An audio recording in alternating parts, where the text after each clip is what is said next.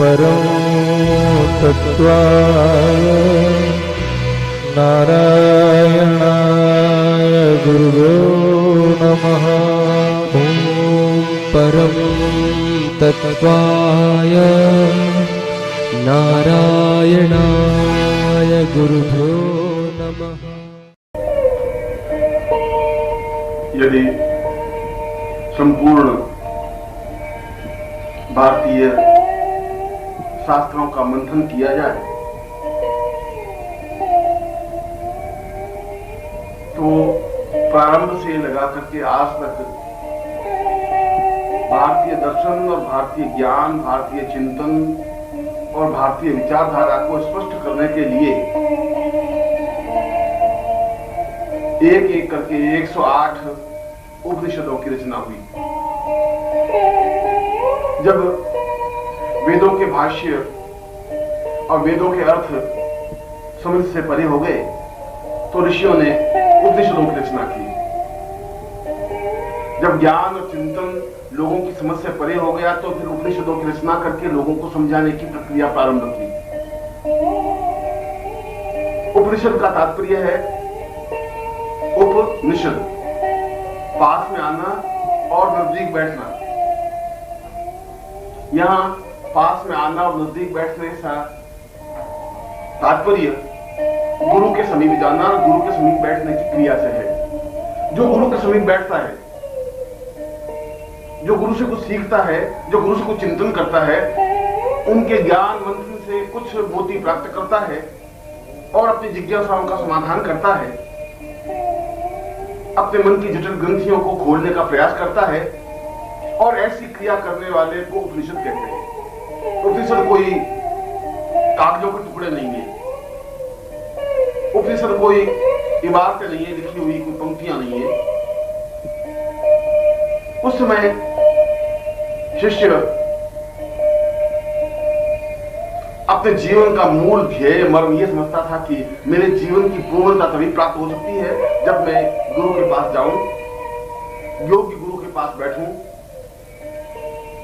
और उनसे सीख प्राप्त करूं, शिक्षा प्राप्त करूं, ज्ञान प्राप्त करूं। मगर उपनिषद का एक और तात्पर्य है। गुरु के पास बैठना ही उपनिषद नहीं है। उपनिषद का मतलब है नजदीक जाना। हम प्रयत्न करें कि गुरु की भावनाओं का अनुरूप बने, हम प्रयत्न करें कि गुरु के चरणों में विसर्जित हों, गुरु के और नजदीक जाएं और इतने अधिक नजदीक चले जाएं कि गुरु के हृदय से एकाकार हो जाएं। हमें और गुरु में किसी प्रकार का अंतर नहीं रहे, इसको उपनिषद कहते हैं। हमें और गुरु में कोई पार्थक्यता नहीं रहे, कोई भेद नहीं रहे। उनकी विचारधारा हमारी विचारधारा, उनकी भावभूमि हमारी भावभूमि, उनका चिंतन हमारा चिंतन एक हो जाए। और उपनिषद का प्रारंभिक तत्व ही यही है कि तुम प्राणम हम प्राणम, तुम देहम हम देह, तुम ज्ञानम हम ज्ञान, तुम चिंतनम हम चिंतनम। तुम्हारा सारा चिंतन, तुम्हारा सारा ज्ञान, तुम्हारा सारा जो कुछ भी भाव सरणी है वह मेरी बन जाए और मैं अपने आप में बिल्कुल समाप्त हो जाऊं, मेरा कुछ अस्तित्व नहीं रहे, मैं अपने आप में आपके चरणों में विसर्जित कर दूं और विसर्जित करके बहुत कुछ प्राप्त कर सकूं। इस स्थिति को उपनिषद कहते हैं। ऋषियों ने कई उपनिषदों की रचना की। कठोपनिषद, मांडुक्य उपनिषद, तैत्तरीय उपनिषद और एक एक करके 108 उपनिषदों की रचना होती गई। जहां भी ज्ञान की गुत्थी उलझती, जहां ज्ञान की गुत्थी को सूत्र में समझाने की व्याख्या सही ढंग से नहीं हो पाती तो उस सूत्र को विस्तार से स्पष्ट करने के लिए उपनिषदों की आवश्यकता पड़ी। एक सूत्र को लिया और एक सूत्र को विस्तार से विवेचित किया और इसे उपनिषद बनाया।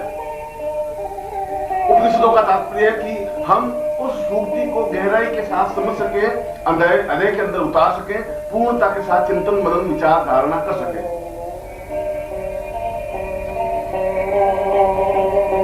इन 108 उपनिषदों में ऋषियों ने इन सारे उपनिषदों का अध्ययन मनन करने के बाद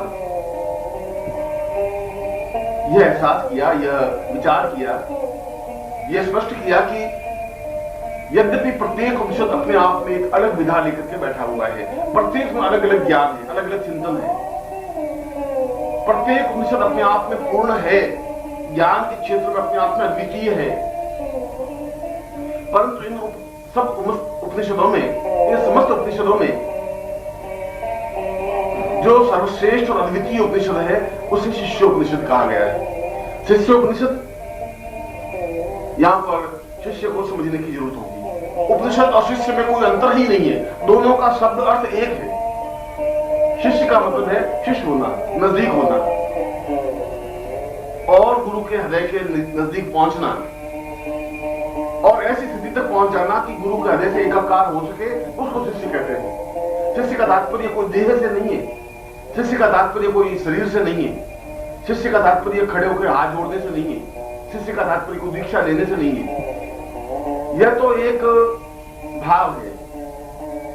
पूर्णता और शिष्यता तो तब प्राप्त होती है जब हम दीक्षा लें और दीक्षा लेकर के गुरु के पास जाएं, गुरु के पास पहुंचे, गुरु से एकाकार हो सके और अपने आप को पूर्ण रूप से विसर्जित करके गुरु के हृदय में एकाकार हो जाएं, तब हमारी शिष्यता प्रारंभ होती है। तब शिष्यता का समापन नहीं हो पाता है। और जहां शिष्यता नहीं है वहां उपनिषद भी नहीं, तो उपनिषद का तात्पर्य भी गुरु के नजदीक जाना है और उनके हृदय से एकाकार होकर ज्ञान प्राप्त करना है। शिष्य का तात्पर्य भी है कि गुरु के नजदीक जाना है, उनके हृदय से एकाकार होकर ज्ञान प्राप्त करना है। इस दृष्टि से देखा जाए तो उपनिषद और गुरु, उपनिषद और शिष्य, इन दोनों में समान धर्मिता है। दोनों का एक ही लक्ष्य है, एक ही चिंतन है, एक ही विचार है, एक ही भावना है, और दोनों इस पथ के लिए प्रयत्नशील है कि उस महासागर में से हमें कुछ बूंदे प्राप्त हो जाए। जो ज्ञान का अथाह समुद्र है उसमें से हम अवगाहन करके अपने आप को पवित्र और दिव्य बना दें।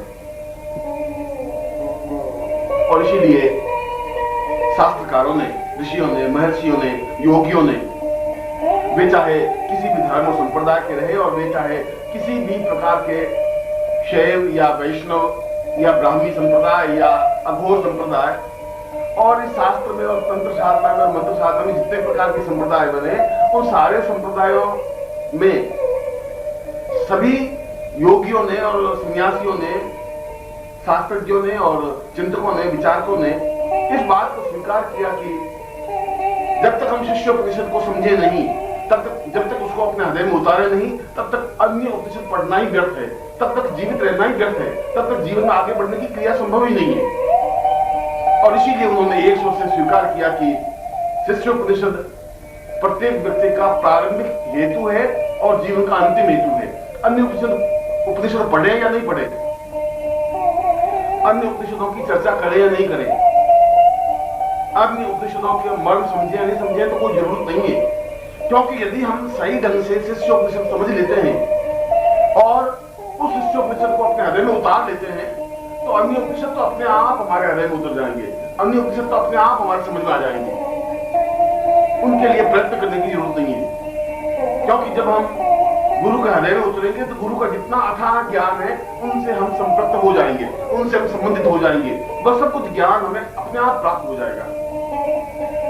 और इसीलिए महर्षियों ने कहा कि प्रत्येक शिष्य को सबसे पहले शिष्योपनिषद का अध्ययन करना चाहिए, और अध्ययन ही नहीं करना चाहिए, उनके श्लोकों को समझना चाहिए,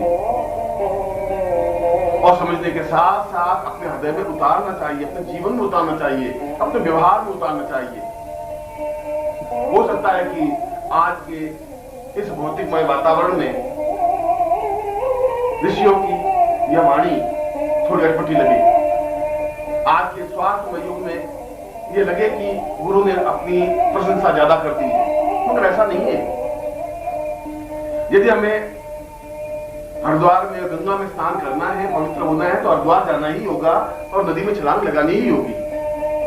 यदि हमें मानसरोवर की झील में अवगाहन करना है तो मानसरोवर तक यात्रा करनी ही होगी, और यदि हम ज्ञान में पूर्णता प्राप्त करनी है तो गुरु के समीप जाना ही होगा, उसमें एकाकार होना ही होगा।